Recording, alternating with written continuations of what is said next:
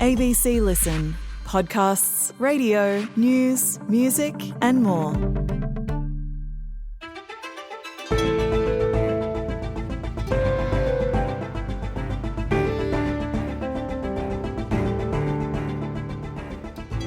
You would have thought with a population exceeding 1.4 billion, a nation wouldn't be too worried if the number of people living there went down a bit. But in China, it's a time to panic. As it battles with an economic slowdown and an ageing society, Beijing is begging families to have more babies to stop a population decline that's now been recorded for a second year in a row. But why is a falling birth rate necessarily a bad thing? I'm Sam Hawley on Gadigal land in Sydney. This is ABC News Daily.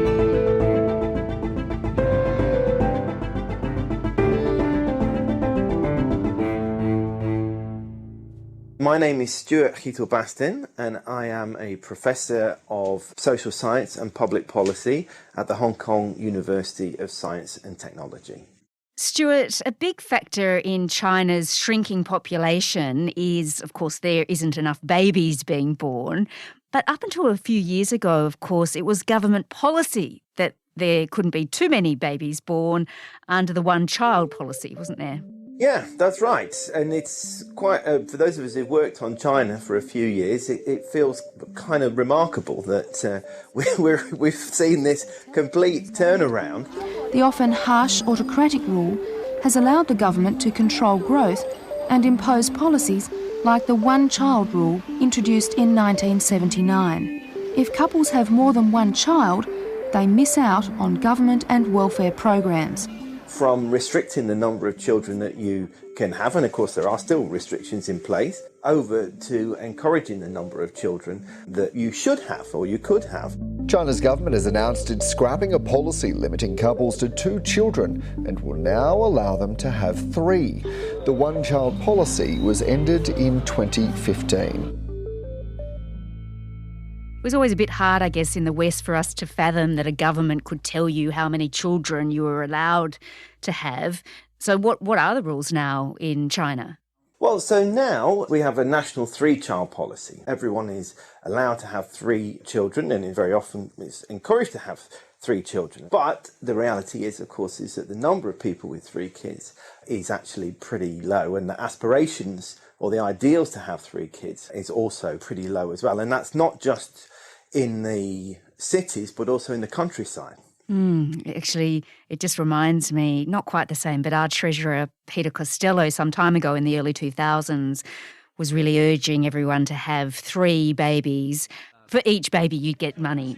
Is this a breeding budget, Mr Costello? Are you the family-friendly Treasurer saying get out there and procreate? You should have, if you can, not everyone can, but 1 for your husband and 1 for your wife and 1 for the country. So just tell me, back to China, how much has the population shrunk by? What are we looking at now? What are they concerned about? What are the numbers?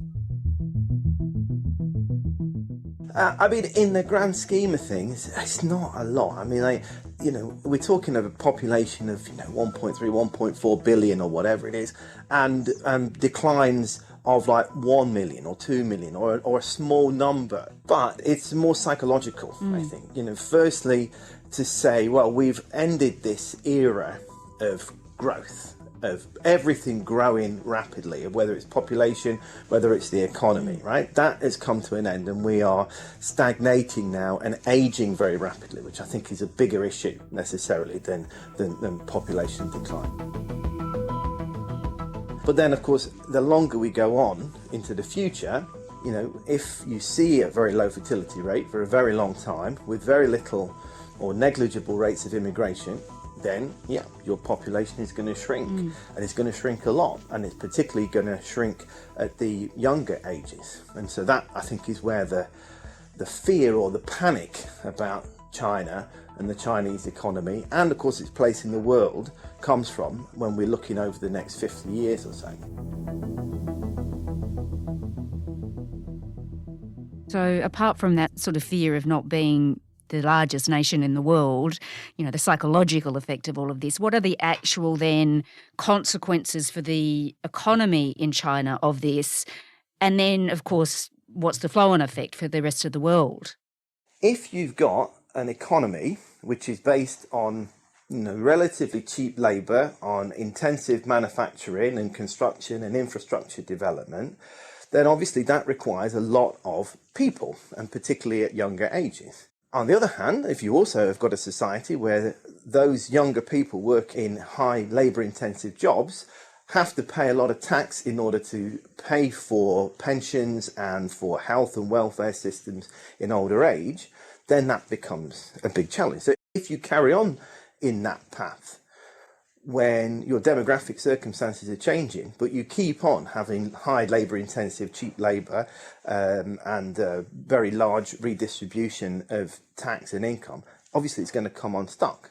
China is just the latest country in a long line of countries to go through that demographic change. Tonight's special report on Japan's population crisis. The country's population has been declining now for 14 straight years. Korea has the lowest birth rate in the world, a record it keeps breaking. Without a boost to migration, it needs almost triple that just to keep the population steady. It's not just China that's dealing with a declining population. That's happening all over the world, including in Australia. Our population growth is slowing at the same time as Australians are living longer and healthier lives. And so population growth is slowing and our population is ageing. And in that context... It's not a universal phenomenon, but it's certainly something that we're going to see more and more of around the world. Remember, the answer to this is not to have more babies. Because if you have more babies and there's no jobs in your county, there's no opportunities, there's no school, well, what are you going to do? You're going to move, right? So we have to think about this in a more holistic, joined up way, I would suggest. Because as I mentioned, in the early 2000s, in Australia, people were offered money to have more babies. They really ideally were being urged to have 3 babies.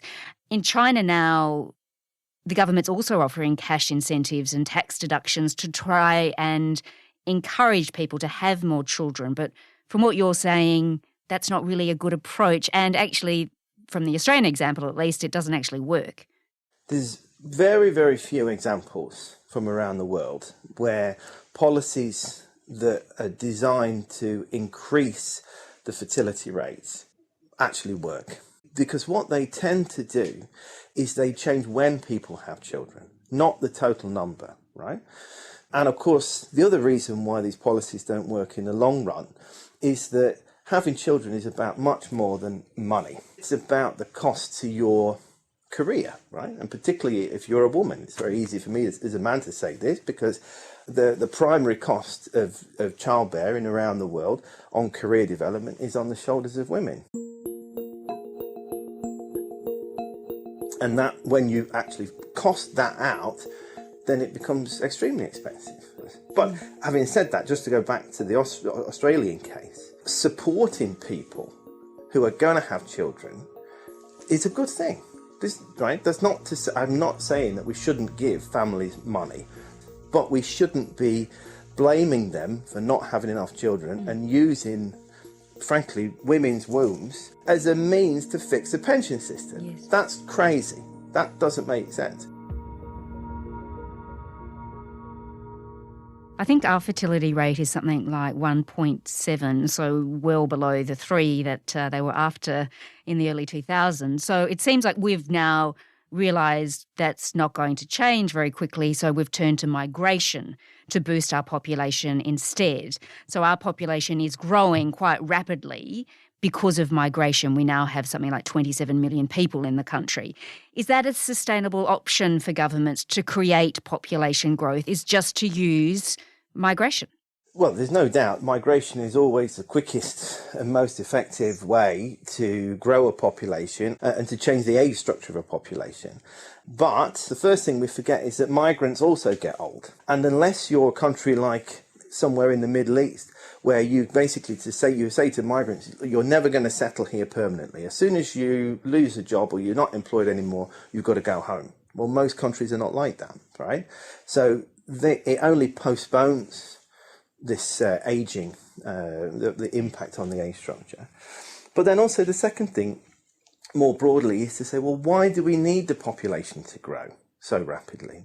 I was going to ask. Yeah, there is no optimal number. Same with the age structure. There is no optimal age structure. I just think it's much better for us to focus our attentions on saying, well, look, how can we support and do the most with the people that we've got, right? I mean, it seems madness to me in many parts of the world that are worrying about low fertility, worrying about ageing, worrying about migration, and yet have got youth unemployment rates of 10, 15, 20%. So it's just this illusion of growth, which I think we have to maybe start to move away from. But then how do we deal with that problem of an ageing population? What's the solution, I suppose, to that? Well, again, you have to just recognise that this is an inevitable change in your society, in any society, and you have to reorientate yourself towards it. It's like as a grand challenge, if you will, or as some kind of mega trend. So we think about how can we adapt our society to an older society? Well, that includes making sure that older people are given every opportunity that they can to be as active and as healthy for as long as possible, to engage in society. And when they are no longer able to do that, they should have the best care possible, which involves kind of long-term care and income protection and so on. We have to enable middle-aged people like me and younger people to age better in the future. And that means reimagining our systems. Our work systems and our pension systems are designed for a very different time. You know, our pension systems are designed for when only a small number of people made it to the mid-60s and they only lived for a few years. Well, we have to change that. We have to adapt that. About retirement, you know, we used to think of retirement of, well, you're going to be stuck in your job, which you're going to hate, for 40 years. And then on the day you retire will be the same day you get your pension, and you're going to put your feet up and do nothing for 5 or 10 years, and then you're going to die. Well, that's not the way it is anymore. So we have to adapt to that. Younger people, yes, we can have fewer younger people, but if those younger people are more highly skilled, more highly educated, they're healthier, they're more adaptable, well, then maybe they can be more productive. You know, we realise their full potential. So we just have to look at it in a different, multidimensional way. And in Japan, of course, using robots to help older people. That's right. It is kind of cool, and you see these robots wandering around and doing stuff and chatting away and picking people up and so on and so forth. But, you know, again, if you take a step back, Japan also is incredibly healthy.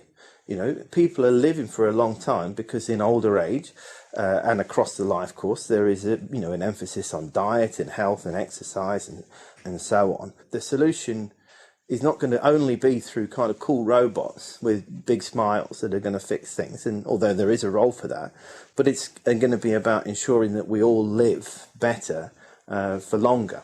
Yeah, so Stuart, your message is less growth, which would make it easier to, I suppose, go to somewhere like Bondi Beach or maybe a beach in Cornwall in the UK. There'd be less people around. But you're saying we just need to... I've never been to Bondi Beach, and I'm afraid I grew up in Nottingham, so it's too far from Cornwall. It's a bit too posh in Cornwall. Anyway, my point is the world is quite crowded. I get the point. I definitely get the point. But you're saying forget about growth and just adapt to what we've got. That's the best option. Yeah, that's right. I'm sure there'll be plenty of economists who are listening to this who are kind of grinding their teeth and, you know, throwing up into their dinner or whatever. But, like, GDP is not everything, right? Growth is not everything. There comes a point where we go beyond that. There's got to be more to life than GDP, and I think that there is. Stuart Gietel-Basten is from the Hong Kong University of Science and Technology. This episode was produced by Bridget Fitzgerald and Nell Whitehead. Audio production by Anna John. Our supervising producer is David Cody. I'm Sam Hawley. Thanks for listening.